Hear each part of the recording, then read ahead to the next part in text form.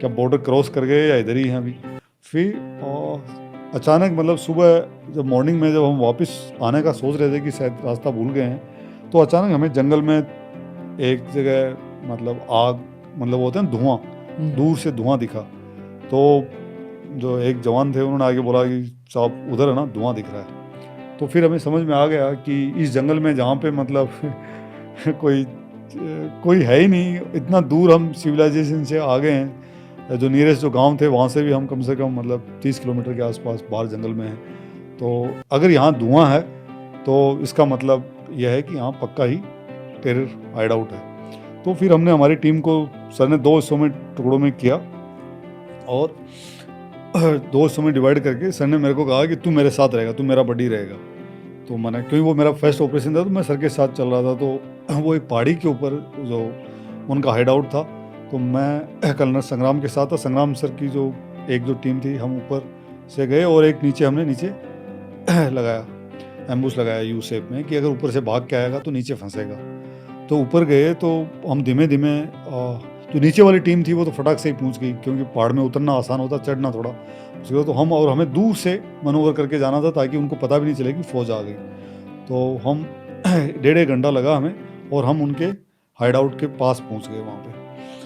तो फिर एकदम जब नज़दीक आ गए तो ये समझिए कि मतलब 50 मीटर दूर उनका जहाँ वो हाइड आउट है वहाँ से अंदर उनकी आवाज़ आ रही थी और कुछ पाकिस्तानी गाने से बज रहे थे और वो कुछ खाना वाना कुछ बना रहे थे अंदर। तो हमने अलग अलग पेड़ों के नीचे हमारे जो जो बडीज़ में हम सब लोग बैठ गए और हम नीचे हमने रेडियो से मैसेज दिया कि अभी जब हम करेंगे तो आपको बता देंगे कि तब ध्यान रखना आपको कि ऊपर से तब नीचे रोल डाउन होगा उनका, वो नीचे की तरफ जाएंगे। कम से कम शायद 8-10 लोग हैं अंदर।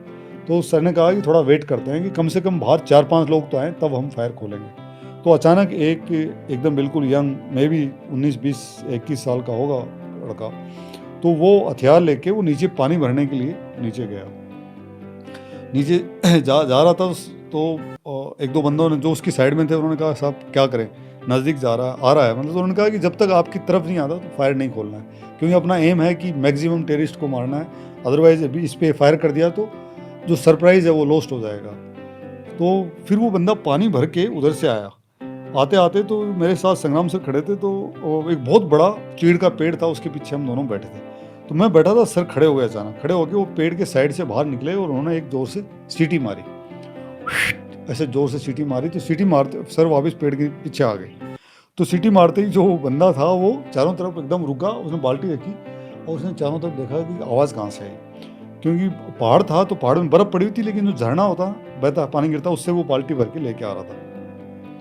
तो उसने चारों तरफ देखा कि आवाज़ कहाँ से आई, तो वो मतलब चारों तरफ घूमा, उसको समझ नहीं आया कि कहाँ है। फिर एक बार सीटी मारी और आवाज़ ही हई ऐसे किया और फिर वापस पेड़ के पीछे आ गए। पेड़ के पीछे आ गए तो वो जो आवाज़ दी उन्होंने हे, तो वो जो शायद गेट के ऊपर भी 2 बंदे थे, उनको भी थोड़ा सा लगा कि शायद कोई और किसी आदमी की आवाज़ है।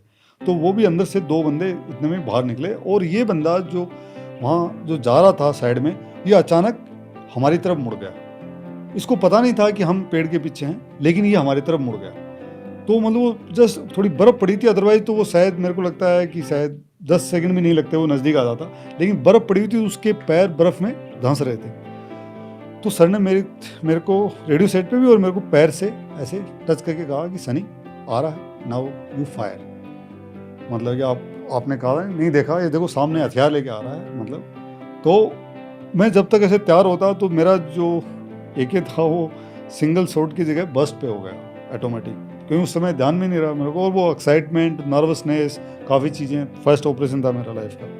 तो अचानक वो बंदा जब आते आते बिल्कुल जब सामने आएगा तो सर ने कहा फायर। तो जो ही सर ने बोला फायर तो उस बंदे को भी सुन गया। तो उस बंदे ने मेरे मतलब हम आमने सामने से ही हो गए, जस्ट ये समझिए कि मतलब 15 मीटर 20 मीटर दूर था, लेकिन हम पेड़ के पीछे थे। तो उसको मेरा साइड दिख गई, मेरी यूनिफॉर्म दिख गई कि बंदा है। तो उसने अपना ऐसे हथियार उठाया। तो इतने में मैंने हथियार उठा के मैंने फायर किया, तो वो एक की जगह सारी गोलियाँ सब निकल गई बाहर। तो उसके कुछ नीचे से निकलती बाकी कुछ ऊपर निकल गई।